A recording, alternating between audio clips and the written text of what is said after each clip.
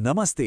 कभी सोचा है कि हमारी श्रद्धा मतलब हमारा जो विश्वास है वो असल में हमारे हर काम, हर आदत को कैसे शेप करता है? भगवद गीता का 17वां अध्याय इसी के बारे में है। श्रद्धा के 3 अलग-अलग प्रकार। तो चलिए आज इसी में थोड़ा गहराई से उतरते हैं और इसे समझते हैं। तो ये पूरी की पूरी बात शुरू होती है अर्जुन के एक बहुत ही गहरे सवाल से। वो कृष्ण से पूछते हैं, अच्छा, उन लोगों का क्या होता है जो शायद शास्त्रों के नियम वगैरह नहीं जानते, पर उनके मन में फेथ है, पूरी श्रद्धा है। उनकी श्रद्धा को हम किस कैटेगरी में रखेंगे? और देखिए, यही वो सवाल है जो इस पूरे अध्याय की नींव रखता है। और कृष्ण का जो जवाब है ना, वो हमें सीधा किसी भी एक्शन की, हमारे कर्मों की जड़ तक ले जाता है। वो कहते हैं कि देखो, किसी की श्रद्धा को समझना है तो सबसे पहले उसके अंदर के स्वभाव, उसके बेसिक नेचर को समझना होगा। तो सवाल उठता है, आखिर ये श्रद्धा है क्या? कृष्ण के हिसाब से ये कोई बाहरी चीज नहीं है कि बस मान लिया। नहीं, ये हमारे अंदर के स्वभाव की, हमारे कोर नेचर की परछाई है। मतलब जैसा हमारा स्वभाव होगा वैसी ही हमारी श्रद्धा होगी, और जैसी श्रद्धा होगी वैसा ही हमारा जीवन बनेगा। ये कनेक्शन, ये रिश्ता अटूट है। तो फिर ये आंतरिक स्वभाव हैं क्या? यहीं पर एंट्री होती है 3 गुणों की, सत्व, रज और तम। आप कह सकते हैं कि ये 3 गुण एक तरह का फ्रेमवर्क हैं, एक चश्मा है जिससे हमारे हर काम, हमारी सोच और हमारे विश्वास को समझा जा सकता है। अब देखिए, इसका सबसे पहला असर कहाँ दिखता है? हमारी पूजा पाठ पर। जो सात्विक स्वभाव के लोग हैं वो देवताओं की पूजा करते हैं, जो अच्छाई और ज्ञान के सिंबल हैं। राजसिक लोग वो यक्षों और राक्षसों की पूजा करते हैं, क्योंकि उनकी इच्छा शक्ति और धन पाने की होती है। और फिर आते हैं तामसिक लोग, जो भूत प्रेतों में विश्वास रखते हैं, जो आप कह सकते हैं अज्ञानता और अंधकार से जुड़े हैं। अच्छा, चलिए पूजा पाठ से थोड़ा हटकर कुछ और रोजमर्रा की चीज पर आते हैं। हमारा खाना, जी हां, हमारा भोजन। गीता कहती है कि जो हम खाते हैं ना, उसका सीधा डायरेक्ट असर हमारे स्वभाव और हमारी श्रद्धा पर पड़ता है। यहां ये बात और भी साफ हो जाती है। सात्विक भोजन मतलब ताजा, रसदार, सेहतमंद।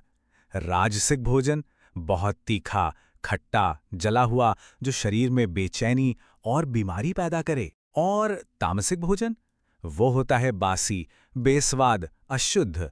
तो अगली बार जब थाली सामने आए तो एक पल को सोचना बनता है कि हमारा भोजन हमारे किस गुण को बढ़ा रहा है। और ये जो फ्रेमवर्क है ना, ये सिर्फ खाने तक लिमिटेड नहीं है। ये हमारे यज्ञ यानी हमारे रिचुअल्स और हमारे तप यानी सेल्फ डिसिप्लिन, इन सब पर भी लागू होता है। असल में हमारे हर बड़े काम के पीछे की जो नीयत है, जो इंटेंशन है, वही तय करती है कि वो काम सात्विक है, राजसिक है या तामसिक। पहले यज्ञ की बात करते हैं। सात्विक यज्ञ वो है जो सिर्फ कर्तव्य समझकर, बिना किसी फल की इच्छा के, नियमों के साथ किया जाए। राजसिक यज्ञ वो होता है दिखावे के लिए या बदले में कुछ पाने की उम्मीद से। और तामसिक यज्ञ बस कर दिया, बिना किसी नियम के, बिना मंत्रों के, और सबसे जरूरी बिना श्रद्धा के।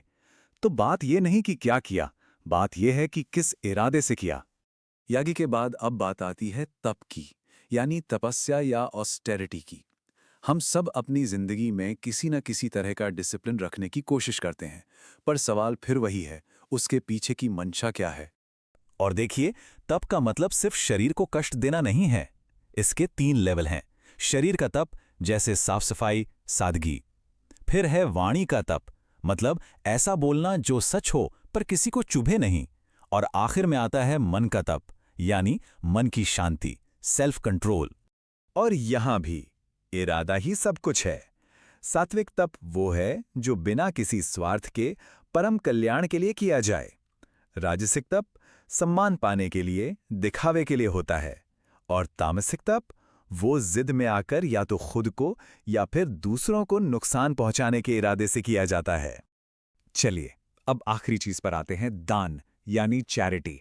किसी को कुछ देना, इतना सीधा सा काम लगता है ना, पर यह भी इन 3 गुणों के असर से अछूता नहीं है। इसे समझना बहुत आसान है।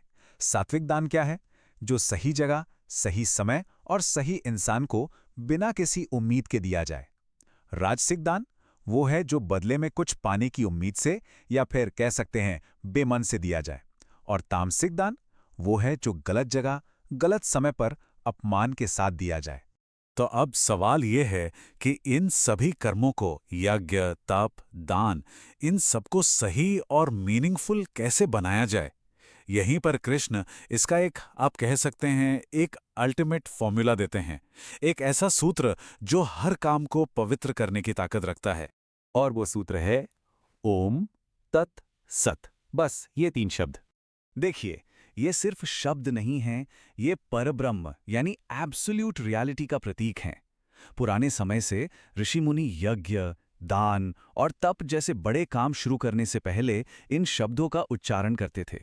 क्यों? ताकि उस काम में कोई कमी रह गई हो तो वो पूरी हो जाए और वो कर्म शुद्ध और सार्थक बन जाए। खास तौर पर ये जो शब्द है सत, इसका मतलब बहुत गहरा है। इसका मतलब है जो सच है, जो रियल है और जो भी अच्छा और शुभ है। तो जब कोई भी काम सत के भाव से किया जाता है तो वो काम अपने आप में श्रेष्ठ हो जाता है। और ये सारी बातें ये हमें इस चैप्टर के सबसे ज़रूरी, सबसे क्रूशल पॉइंट पर ले आती हैं। एक ऐसा निचोड़ जो हर काम की क्वालिटी तय करता है। कृष्ण यहाँ साफ साफ कहते हैं, बिना श्रद्धा के किया गया कोई भी काम, चाहे वो यज्ञ हो, दान हो या तपस्या, वो असत है, मतलब वो व्यर्थ है। उसका ना इस दुनिया में कोई फायदा है, ना ही इसके बाद। तो अल्टीमेटली सब कुछ आकर एक ही चीज पर टिकता है, श्रद्धा। तो इस अध्याय का ये विश्लेषण यहीं पूरा होता है, पर जाते जाते एक सवाल जरूर छोड़ जाता है। अगर हम अपने रोजमर्रा के जीवन को देखें, हमारे कामों को, हमारे खाने पीने को, हमारे रिश्तों को, तो इन 3 गुणों में से कौन सा गुण सबसे ज्यादा झलकता है? ये एक ऐसा सवाल है जिसका जवाब हमें खुद अपने अंदर खोजना है।